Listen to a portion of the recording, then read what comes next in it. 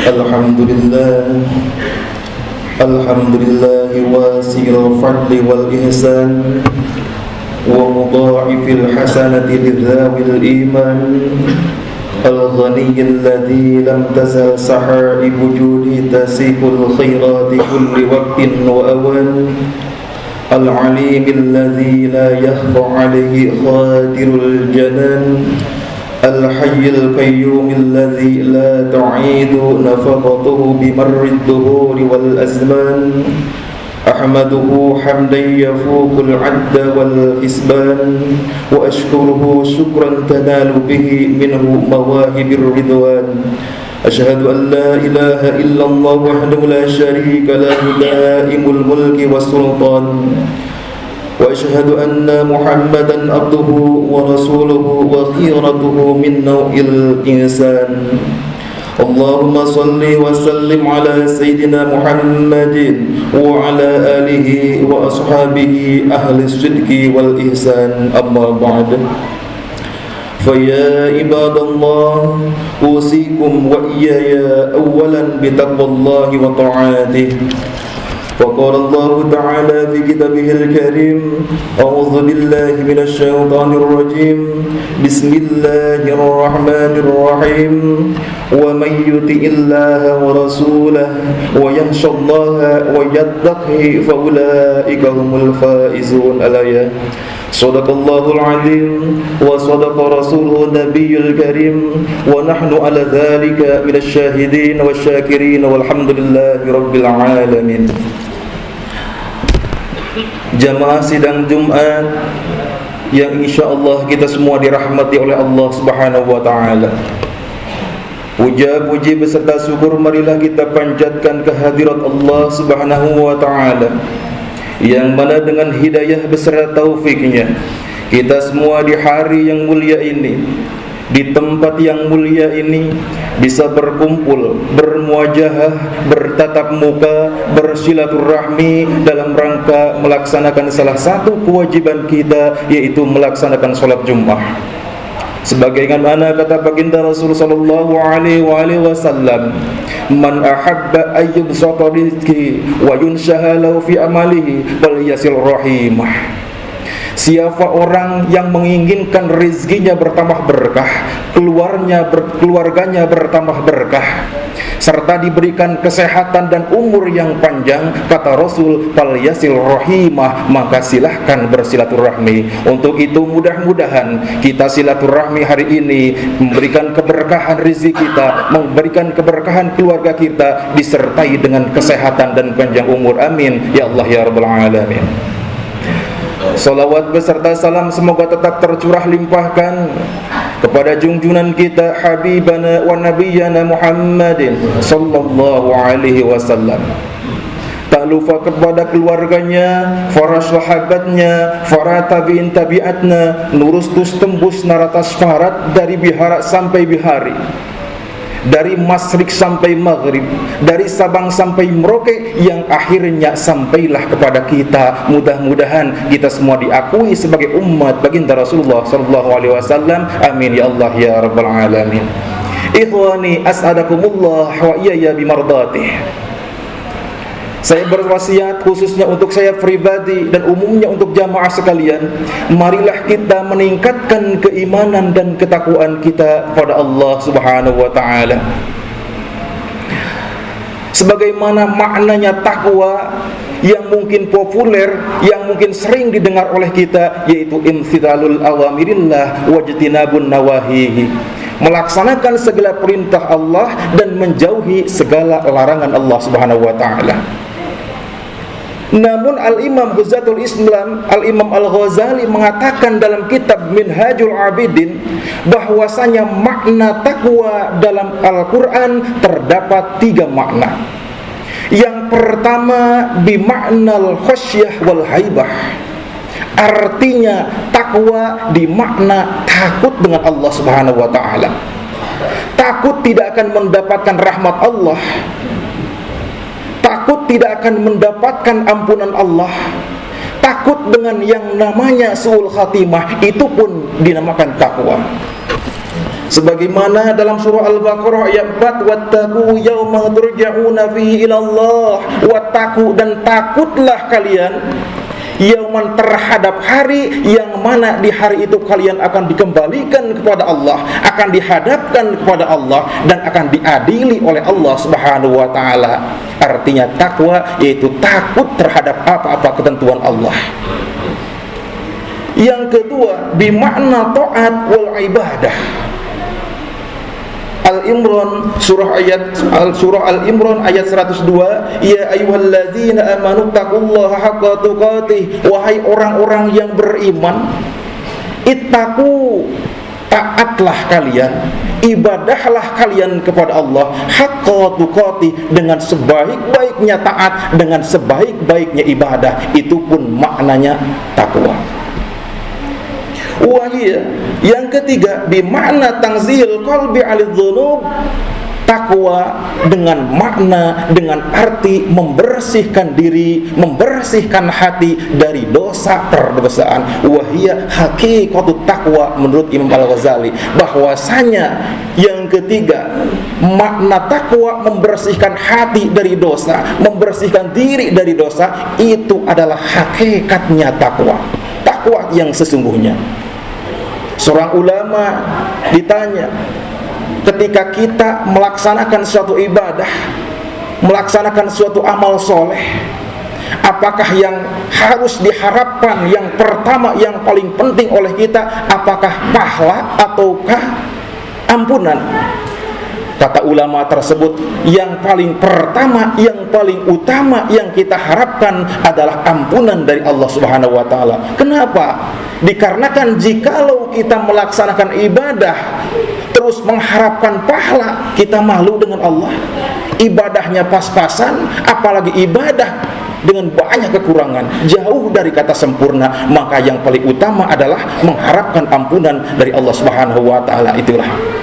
Namun itu pun masih tingkat rendah.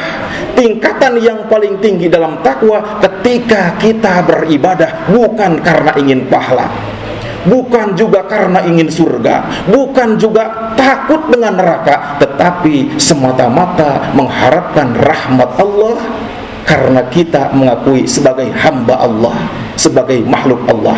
Itulah takwa yang sebenarnya. Ikhwani rahimakumullah. Lalu masalah taat, masalah ibadah, kewajiban untuk siapa? Masalah taat, ibadah adalah kewajiban bagi setiap manusia, setiap insan, bukan hanya sekadar mukminin mukminat, muslimin muslimat. Wa ma khalaqtul jinna wal insa illa liya'budun. Bahkan kewajiban bukan hanya sekadar untuk umat manusia, untuk sekedar insan, tapi jin pun sama wajib ibadah taat kepada Allah Subhanahu wa taala. Lalu ada kata insan atau manusia. Diceritakan dalam Al-Quran bahwasanya sebutan manusia ada 4 sebutan dalam Al-Quran. Yang pertama disebut dengan Al-Insan, yang kedua disebut An-Nas, yang ketiga disebut Al-Bashar, yang keempat disebut Bani Adam. Yang keempat tersebut mempunyai makna yang sama menurut lughat atau bahasa. Sama, yaitu manusia. Insan, An-Nas, Al-Bashar, Bani Adam, sama adalah manusia. Tetapi menurut istilah maknanya berbeda-beda. Pertama, Al-Insan. Apa itu Al-Insan? Al-Insan adalah manusia yang memiliki akhlak, yang memiliki akal. Disebut dengan insan, yaitu manusia dikarenakan diberikan akal oleh Allah Subhanahu wa taala. Al-insanu hayawanun natik. Insan, hayawan, manusia adalah hayawan natik. Apa itu natik? Pertama, diberikan akal. Yang kedua, bisa berbicara, bisa berpendapat, bisa berkomentar. Allah Subhanahu wa ta'ala memberikan kita akal untuk berpikir, untuk bertafakur. berpikir bagaimana hebatnya, bagaimana keagungan Allah, bagaimana kegagahan Allah melalui makhluk-makhluknya. Coba kita bayangkan, tengah malam kita keluar, lihatlah langit begitu besarnya, begitu megahnya, tanpa tihang. Itulah tanda-tanda kekuasaan Allah. Dihiasi dengan bintang-bintang berputar tapi tidak bertabrakan. Itulah tanda-tanda kebesaran dan kekuasaan Allah Subhanahu wa ta'ala. Itulah akal manusia. Yang kedua, manusia disebut Anas. Apa itu Anas? Anas, manusia sebagai makhluk sosial. Artinya kita saling membutuhkan dengan yang lain. Yang kaya membutuhkan yang miskin pun membutuhkan yang kaya. Rakyat membutuhkan pejabat, pejabat pun membutuhkan rakyat. Yang pintar membutuhkan yang bodoh pun membutuhkan yang pintar. Itulah kehidupan dunia. Di dunia, kehidupan kita saling membutuhkan. Jikalau kita sadar bahwa kehidupan di dunia kita adalah saling membutuhkan, dikarenakan kita adalah makhluk sosial. Jikalau kita berhubungan dengan antar sesama, dengan manusia, maka yang paling baik adalah yang paling bermanfaat. Khairun nas anfa'uhum linnas. Sebaik-baiknya manusia adalah yang paling bermanfaat untuk orang lain. Yang ketiga, Al-Bashar, manusia dalam Al-Quran disebut Al-Bashar, artinya makhluk biologis. Apa itu? Ketika kita lapar, pengen makan. Ketika haus, pengen minum. Ketika hujan, kedinginan. Itulah makhluk biologis. Dalam Al-Quran, Qul innama ana basyarum mislukum. Wahai Rasulullah, ucapkanlah olehmu, innama ana basyarum mislukum, bahwasanya aku pun sama manusia. Basyar, sama manusia seperti kalian. Rasul sama seperti kalian. Rasul pun merasakan kehausan, Rasul pun merasa panas, Rasul pun merasa kedinginan, sama seperti kita. Yang membedakan kita dengan Rasulullah SAW, setiap perkataan Rasul, setiap pekerjaan Rasul, setiap ketetapan Rasul sesuai dengan wahyu yang diturunkan oleh Allah Subhanahu wa ta'ala. Sedangkan kita dengan hawa nafsu. Yang keempat, manusia disebut Bani Adam, yaitu anak cucu keturunan Adam. Sama juga disebut manusia. An-nasu kulluhum li Adam wa Adam minat turab. Semua manusia dari Adam dan Nabi Adam dari tanah. La fadla li arabiyyin wala li ajibin illa bittaqwa. Tidak ada yang lebih unggul, tidak ada yang lebih hebat, baik itu orang Arab ataupun bukan orang Arab, yang membedakan kehebatan ketakwaannya illa bittaqwa, kecuali dengan ketakwaannya, kecuali dengan keimanannya. Allahu karim. Untuk itu, dengan berkahnya hari yang mulia, dengan berkahnya keimanan ketakwaan, dengan berkahnya taat dan ibadah, semoga kita senantiasa semakin dekat dengan Allah Subhanahu wa ta'ala, semakin cinta dengan Rasulullah SAW, dan diakui sebagai hamba Allah, diakui sebagai umat Rasulullah SAW. Amin ya Allah ya Rabbal Alamin. Barakallahu li wa lakum bil ayati wa dzikril hakim. Innahu jawadun karim wa innahu huwa tawwabur rahim.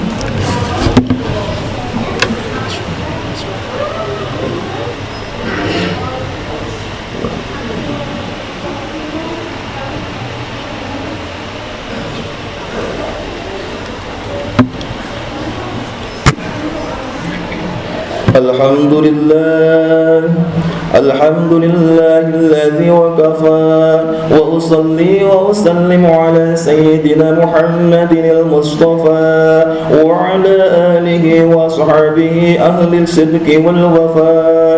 أشهد أن لا إله إلا الله وحده لا شريك له وأشهد أن سيدنا محمدا عبده ورسوله أما بعد فيا أيها المسلمون أوصيكم ونفسي بتقوى الله العلي العظيم واعلموا أن الله أمركم بأمر عظيم أمركم بالصلاة والسلام على نبيه الكريم فقال الله تعالى إن الله وملائكته يصلون على النبي يا أيها الذين آمنوا صلوا عليه وسلموا تسليما اللهم صل وسلم وبارك على سيدنا محمد وعلى آله وصحبه أجمعين آمين يا الله يا رب العالمين اللهم اغفر للمسلمين والمسلمات والمؤمنين والمؤمنات الأحياء منهم والأموات وتبي بيننا وبينهم بالخيرات رب اغفر وارحم وأنت خير الراحمين ربنا ظلمنا أنفسنا وإن لم تغفر لنا وترحمنا لنكونن من الخاسرين ربنا آتنا في الدنيا حسنة وفي الآخرة حسنة وقنا عذاب النار والحمد لله رب العالمين عباد الله إن الله يأمر بالعدل والإحسان وإيتاء ذي القربى وينهى عن الفحشاء والمنكر والبغي يعظكم لعلكم تذكرون أستغفر الله العظيم لي ولكم أقيموا الصلاة